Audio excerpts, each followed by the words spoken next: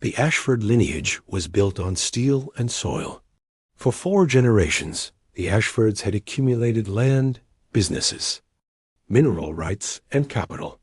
They had become one of the most prominent families in the South. They had built a dynasty that was supposed to last another 100 years. But in 1845, everything changed. A woman appeared in a Charleston courthouse. She was not wealthy. She was not socially prominent. She had no legal standing by any conventional measure. But she carried with her a piece of paper that would systematically destroy everything the Ashford family had built. The paper was a letter, written in a hand recognizable to everyone in the courtroom. Written by a man who had been dead for 15 years. Written to a woman who was not his wife. The letter was a confession of love. And more importantly, it was an acknowledgement of a child. Within 3 years of the letter's introduction as evidence, the Ashford family had lost their primary asset, a steel manufacturing operation worth nearly $3 million in 1845 currency. Within 5 years, they had lost their plantation lands. Within 10 years, they were effectively bankrupt. A dynasty that had taken 4 generations to build was destroyed in less than a decade because of a secret relationship that had occurred 30 years earlier. Tonight, we are going to open the court documents, the legal filings, the personal letters, and the family records that reveal how one hidden love affair bankrupted an entire bloodline. We are going to see how the law, when it chose to enforce it, could destroy a family more completely than war, plague, or economic collapse. And we are going to understand why the Ashford family desperately tried to keep this story hidden for as long as they could and ultimately failed.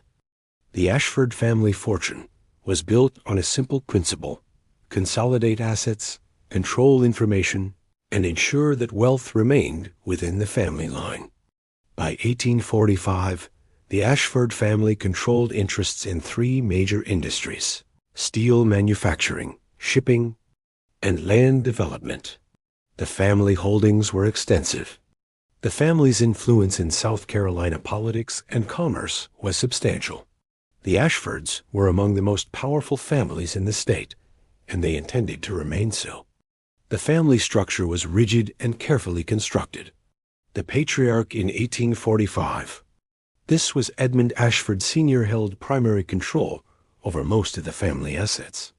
His eldest son, Edmund Ashford Jr., was being groomed to inherit the bulk of the fortune. His younger son, Charles, had been provided with interests in the shipping business. His daughters had been married off to other prominent families, further consolidating the family's social and economic position. This structure was not accidental. It was the product of careful legal maneuvering. Over the course of 4 generations, the Ashfords had accumulated a body of trusts, partnerships, and legal arrangements designed to keep the wealth consolidated and to prevent it from being fragmented among multiple heirs. The Ashford family's wealth was not simply in land or money. It was in control. It was in the ability to direct capital, to make business decisions, to determine the futures of the enterprises that the family controlled. And the foundation of this control was a simple legal principle: the legitimacy of heirs. As long as the Ashford line of descent was clear and uncontested, the wealth would remain within the family. As long as there were no competing claims to the Ashford name, the family could maintain control. But in the early 1800s, Edmund Ashford Sr. had done something that threatened this careful structure. He had fallen in love with a woman who was not his wife. Her name was Margaret Whitmore. She was the daughter of a merchant family of modest means. She was beautiful, intelligent, and from a social position far below what would have been appropriate for Edmund Ashford. She was, in every way, an unsuitable match. But Edmund was in love with her, and more importantly, from a legal and financial perspective, he had fathered a child with her. The child was a boy. The documentation surrounding the child's birth is sparse, but it appears that Edmund acknowledged his paternity privately, if not publicly. He may have provided financial support. He may have made arrangements for the child's welfare, but he did not publicly claim the child as his heir. He did not acknowledge the child as legitimate. The child, named Thomas Whitmore, taking the mother's surname, grew up outside the Ashford family. He was raised by his mother and her family. He had no claim on the Ashford fortune. He had no legal standing as an Ashford heir. By the measures that mattered most to the Ashford family, the child might as well not have existed. And then, in 1830, Edmund Ashford Sr. died. He inherited the bulk of the estate. The businesses passed to him, or to trusts that he controlled. The wealth remained consolidated. The family maintained its position and its power. But Edmund Sr. had left behind something more dangerous than a hidden child. He had left behind a letter. The letter was addressed to Margaret Whitmore. It was written sometime in the 1820s, probably in the years before Edmund Sr.'s death. The letter was never meant to be public. It was never meant to be seen by anyone outside of the intimate circle of Edmund and Margaret. But Margaret had kept it, and she had shown it to her son, Thomas. And Thomas, growing up in poverty, growing up knowing that he had a father of great wealth and prominence, growing up understanding that the Ashford family fortune was, in some sense, his inheritance, began to consider what he might claim. The letter was the evidence that would eventually allow him to claim it. The content of the letter is remarkable. In it, Edmund expresses his love for Margaret. He acknowledges his guilt over the situation. He expresses his desire that Thomas be cared for, that Thomas have some provision for his future. And he contains language that could be interpreted as an acknowledgement of paternity, a recognition of Thomas as his son. The letter was not a legal document. It was never notarized. It was never presented to any lawyer or judge. It was simply a personal letter, written in confidence, expressing Edmund's feelings and his wishes. But in the hands of a clever lawyer, this letter could become something far more powerful. In the hands of a lawyer who understood family law, inheritance law, and the legal principles governing legitimacy and paternity, this letter could become evidence of a claim that had never been officially made. For 15 years after Edmund Ashford Sr.'s death, Thomas Whitmore lived in obscurity. He was not wealthy. He did not move in prominent circles. He may not have had clear understanding of what his rights might be, or whether he had any rights at all. But eventually, Thomas met a lawyer named William Harrison. Harrison was a man of ambition and legal skill. He saw in Thomas's situation an opportunity to challenge the Ashford family's carefully constructed wealth, to expose the hidden relationships that had been concealed for decades, to force the family to acknowledge what they had tried to hide. It was Harrison who recognized the potential value of Edmund Sr.'s letter. It was Harrison who began to construct the legal argument that would allow Thomas to claim a portion of the Ashford estate. And it was Harrison who pushed Thomas to file a lawsuit against his legitimate half-brother Edmund Ashford Jr. The lawsuit that Harrison filed was a claim of illegitimacy, a claim that Edmund Jr. was not the sole legitimate heir to the Ashford estate, that Thomas Whitmore was also an heir, and that the estate should be divided between them. The lawsuit was filed in 1845. The trial began in 1846, and the trial would expose everything that the Ashford family had worked for centuries to conceal. The courthouse in Charleston was crowded on the morning the trial began. The Whitmore v. Ashford case had captured public attention in a way that few legal cases did. The trial involved one of the state's most prominent families. It involved questions of legitimacy, inheritance, and the hidden relationships that existed even among the wealthy and powerful. It involved the possibility that a family's carefully constructed fortune might be distributed to someone outside the family circle.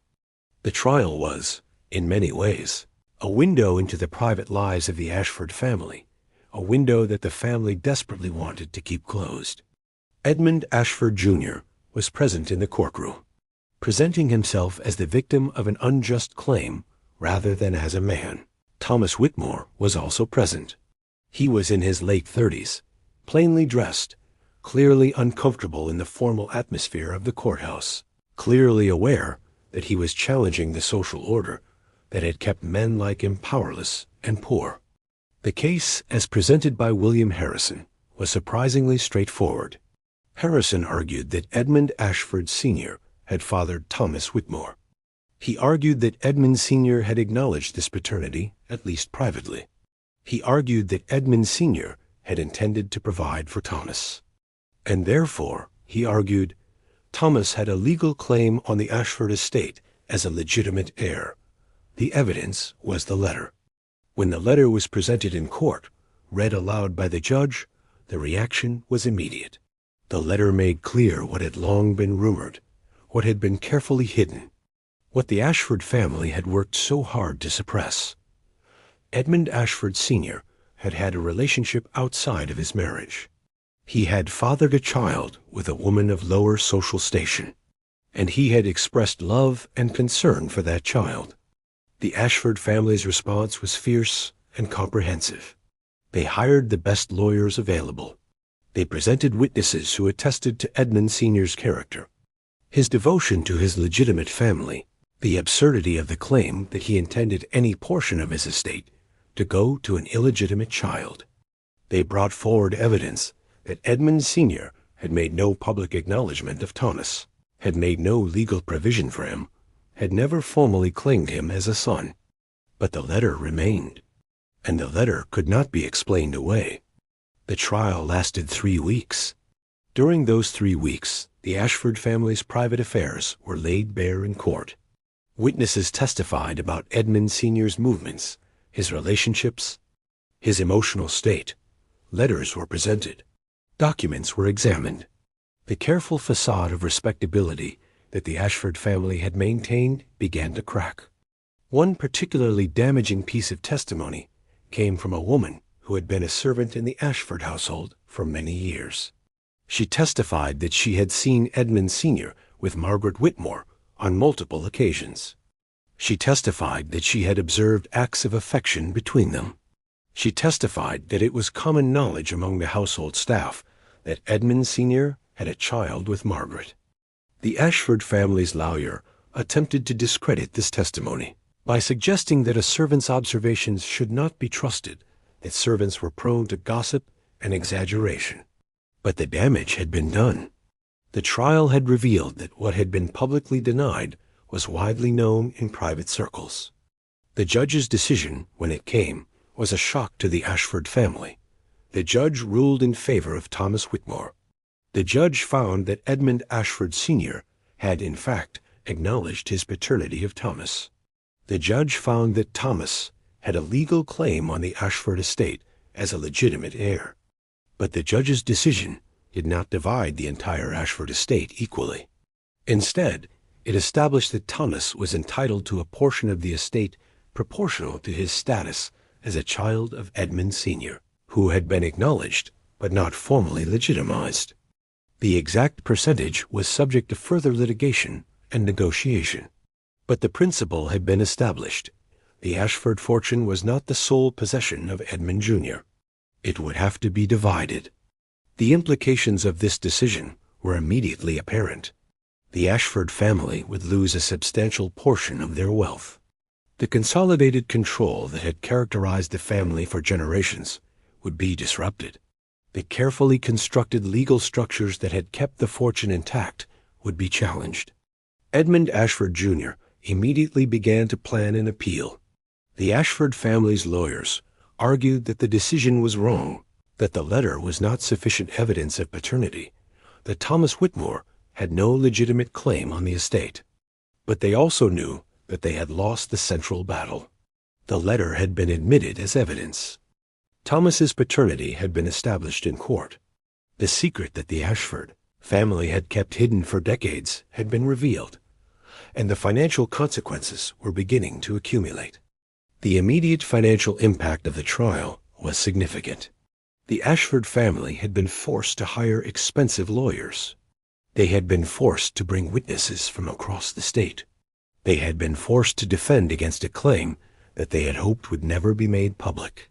The legal fees alone totaled nearly $40,000, an enormous sum in 1845. But the financial damage went far beyond legal fees. The revelation of Edmund Sr.'s hidden relationship, the public trial that exposed the family's private affairs, the establishment of Thomas Whitmore's claim on the estate all of this created a serious problem for the Ashford family as business interests. The Ashford family's wealth was not merely in assets. It was in relationships. It was in credit. It was in the ability to borrow money based on their reputation and their perceived stability. When the trial made clear that the Ashford family fortune was subject to claims from an unexpected heir, when it became public knowledge that a substantial portion of the family's wealth would have to be divided, the family's creditworthiness was immediately called into question.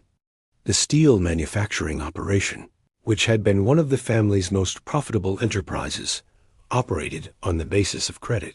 The family had borrowed heavily to build and expand the operation. They had mortgaged assets to finance capital improvements. They had used their reputation to secure loans at favorable rates. When the trial revealed that the family's assets were no longer as secure as had been believed, when banks and investors understood that a significant portion of the Ashford fortune would have to be allocated to Thomas Whitmore, the family's borrowing power evaporated. Banks began to demand repayment of existing loans. New credit became unavailable. The family found itself suddenly unable to finance the operations that had been generating the bulk of their income. The shipping business was affected as well. The Ashford's shipping interests had been built on partnerships with other prominent families.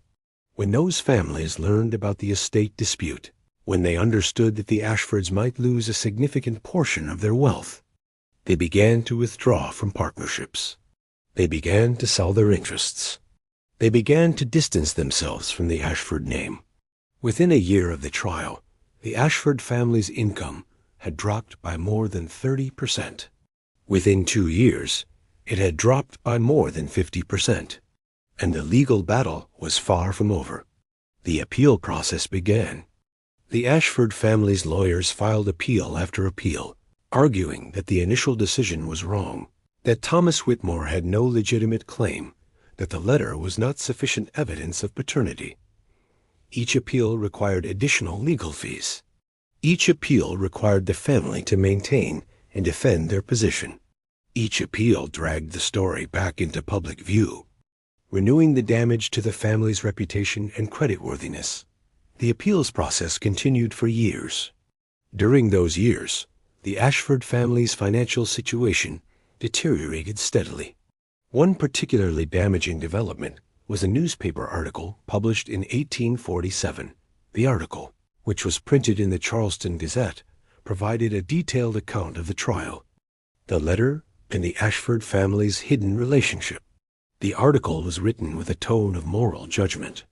The author suggested that Edmund Ashford Sr.'s behavior had been reprehensible, that he had betrayed his wife and his legitimate family, that he had dishonored the Ashford name.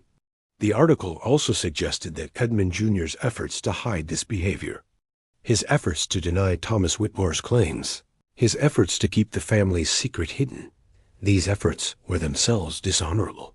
The article suggested that the Ashford family was trying to deny a legitimate heir what was rightfully his, that the family was more concerned with protecting their wealth than with acting with integrity. The newspaper article spread the scandal far beyond Charleston. It was reprinted in other South Carolina papers. It was mentioned in papers as far away as Philadelphia and New York. The hidden affair of Edmund Ashford Sr. became, briefly, a matter of national interest, not because it was particularly scandalous by the standards of the era, but because it involved a prominent family whose wealth was being destroyed by their attempt to keep it secret. The financial damage was compounded by a business decision that Edmund Jr. made in desperation, hoping to recapitalize the company and forestall the effects of the credit crisis. Edmund Jr. attempted to borrow heavily against the steel manufacturing operation itself.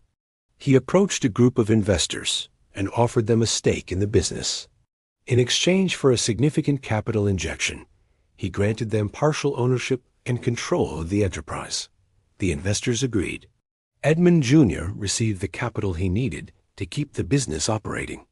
But in the process, he had surrendered control of what had been the family's most valuable asset. Within 2 years, the investors had taken effective control of the business. Within 5 years, they had forced the Ashford family out entirely.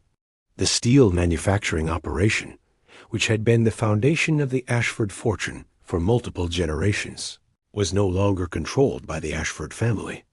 The sale of the business when it finally came, in 1852, generated significant cash.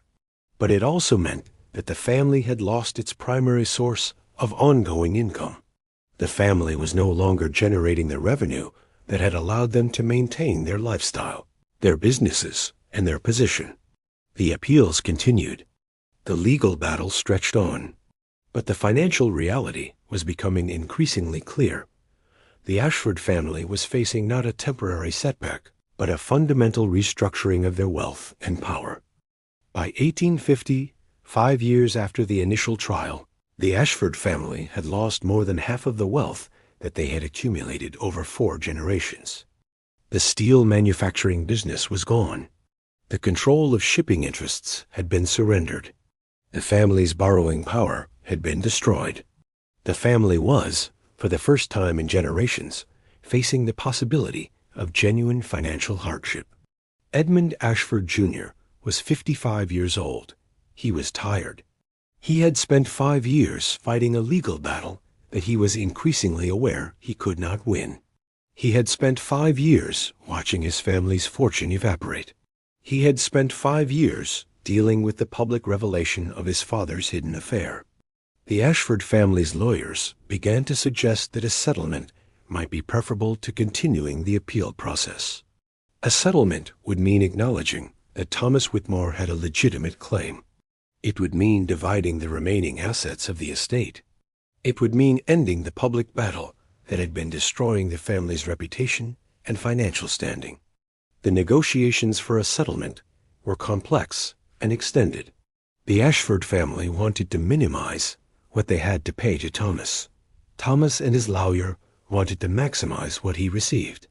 Both sides understood that a settlement would essentially determine the future of what remained of the Ashford fortune. The settlement that was eventually negotiated was, from the Ashford family's perspective, devastating. Thomas Whitmore received approximately 30% of the remaining Ashford estate. The settlement was structured as a trust, with Thomas receiving regular payments rather than a lump sum. This was important to the Ashford family because it meant that Thomas would not immediately liquidate his share of the assets, would not immediately disrupt the remaining business interests that the family still controlled. But the message was clear. The Ashford family had been forced to acknowledge that they did not have complete ownership of their own fortune. They had been forced to acknowledge that a man they had tried to pretend did not exist had a legitimate claim on their wealth. The settlement was finalized in 1851. By this time, the Ashford family situation had deteriorated to the point where the settlement actually provided some relief. Instead of continuing to fight a losing legal battle, instead of continuing to lose money to legal fees and declining business performance, the family could now settle into their reduced financial circumstances. But the settlement also ensured that the Ashford family's decline would continue.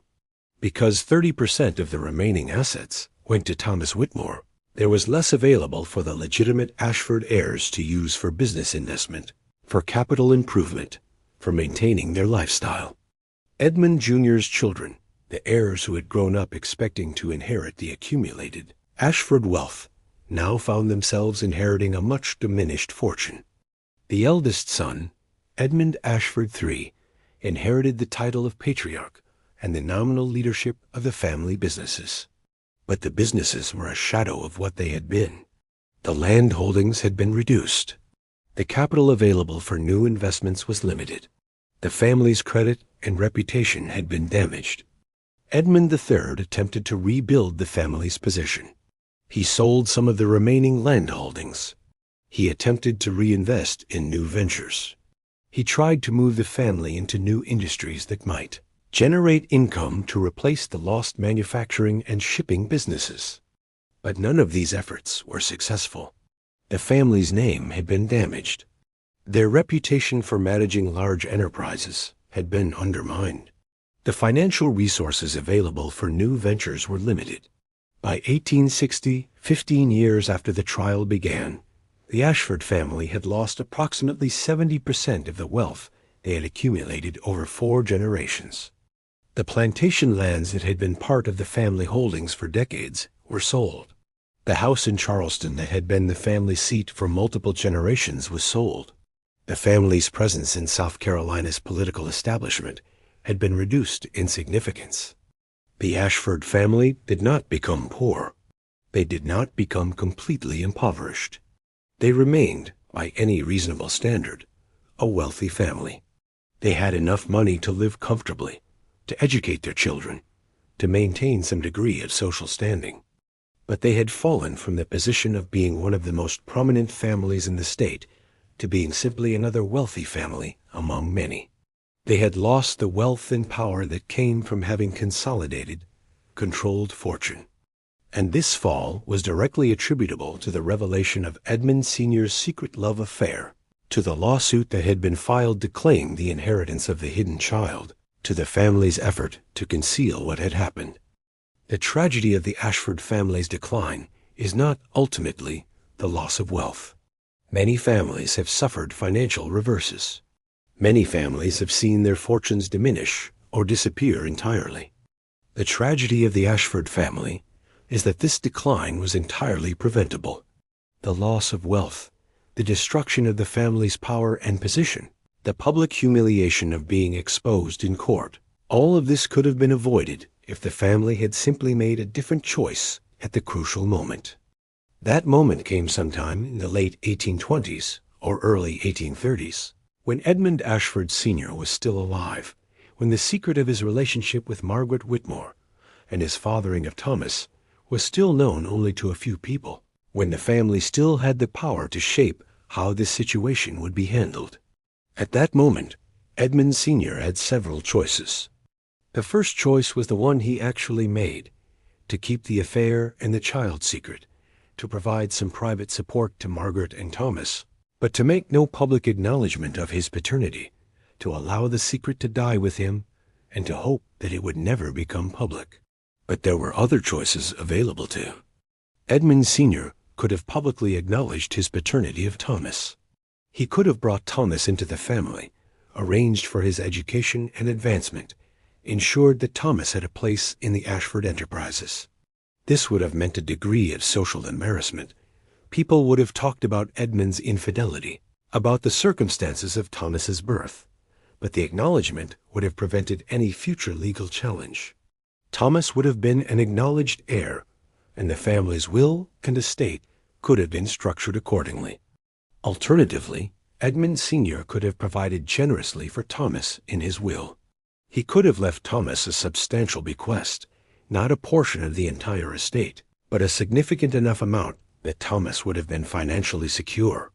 This would have avoided the legal battle that occurred after Edmund Sr.'s death, because Thomas would have received what Edmund Sr. intended to give him. Or Edmund Sr. could have used a trust mechanism to provide for Thomas and Margaret in a way that did not directly challenge the legitimacy of Edmund Jr.'s inheritance. The family's lawyers could have structured the arrangement so that Thomas received ongoing payments from the estate without receiving a percentage ownership of the family's enterprises. Any of these approaches would have prevented the catastrophe that actually occurred. Instead, Edmund Sr. chose secrecy. He chose the approach that seemed, in the moment, to be the safest way to protect the family's wealth and reputation. He chose to keep the affair hidden, to make no public acknowledgement of Thomas, to leave Thomas to make his own way in the world. He believed that this approach would protect his family. In fact, it destroyed them. The reason is fundamental. Secrecy generates vulnerability. When you have something that you are desperately trying to hide, when you have constructed your entire approach around keeping that secret, You have made yourself vulnerable to anyone who has access to that secret.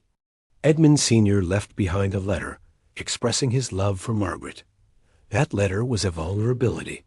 It was a piece of evidence that could be used against him. That could be used to contradict his public claim that Thomas was not his responsibility. When Edmund Sr. died, when he was no longer able to manage the secret, when the secret was passed to Margaret and Thomas, the vulnerability became a reality.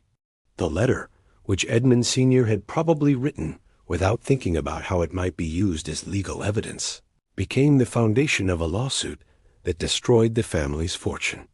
If Edmund Sr. had simply acknowledged Thomas's paternity openly, if he had incorporated Thomas into the family structure in some way, if he had made explicit arrangements for Thomas's future, then the lawsuit would have been impossible. There would have been nothing to litigate. Thomas's claim would have been clear and unambiguous. But because Edmund Sr. chose secrecy, because he tried to have it both ways, maintaining the fiction of a respectable family while secretly providing for an illegitimate child, he created a situation that was ultimately impossible to manage. The documents show that Edmund Sr. struggled with his choice. His letters to Margaret express guilt and ambivalence. They express his desire to do right by Thomas, but also his inability to do so without compromising the family's position. In the end, Edmund Sr. chose the family over Thomas. He chose to protect the family's reputation and wealth over acknowledging his son. He chose secrecy over honesty, and his choice destroyed the family. The irony is profound. Edmund Sr.'s attempt to protect the family's wealth actually created the conditions for its loss. His attempt to keep the family's reputation intact actually led to its public humiliation. His attempt to preserve his legacy for his legitimate heirs actually ensured that the legacy would be divided and diminished. The question that haunts the Ashford family's history is, what if Edmund Sr. had made a different choice? If Edmund had acknowledged Thomas, if he had brought Thomas into the family structure, if he had been honest about what he had done, then the family would have faced temporary social embarrassment. There would have been gossip. There would have been some damage to the family's reputation. But the family would have retained control of its wealth. The family would have maintained its position. The family would have avoided the lawsuit that destroyed them. Instead, Edmund Sr.'s choice to conceal the truth led to greater shame, greater loss, greater destruction.